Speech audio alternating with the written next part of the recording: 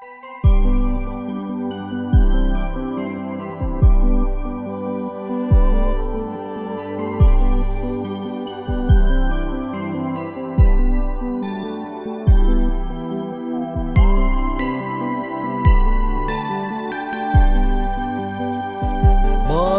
Judai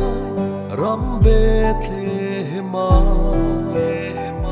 Ngam tintalal Krista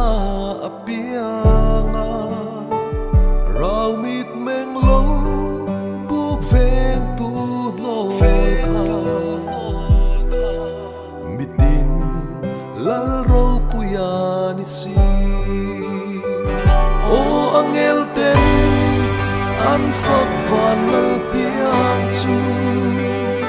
Ko thak mi phing le Lei bera pu te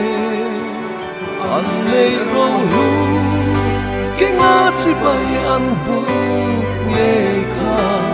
Kan nun le Thei na Ki lan ve ang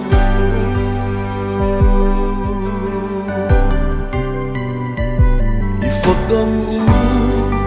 lal eng kim ti thea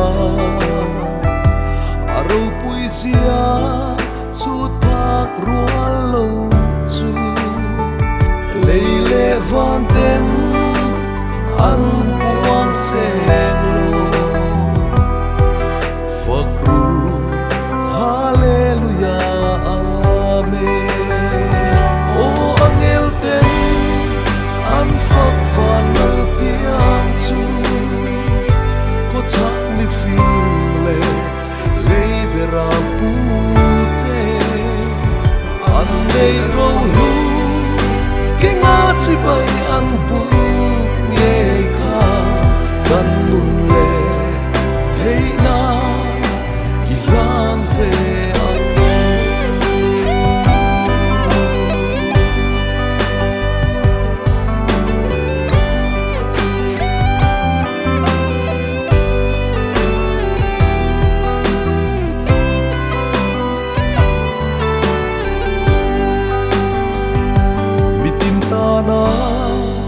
Chân chín lôm ôm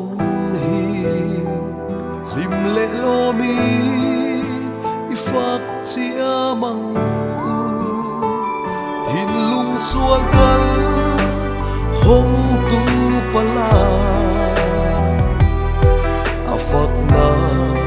kil tin na phon vel se o angel ten an phak van lal piang su ko thak mi phing le lei bera pu te an nei ro lu ke nga chi bai an bu nge kha kan nun le thei na ki lan ve ang o angel ten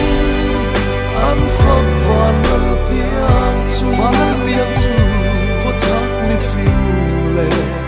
lei bera pu te an nei ro lu ke nga chi bai an bu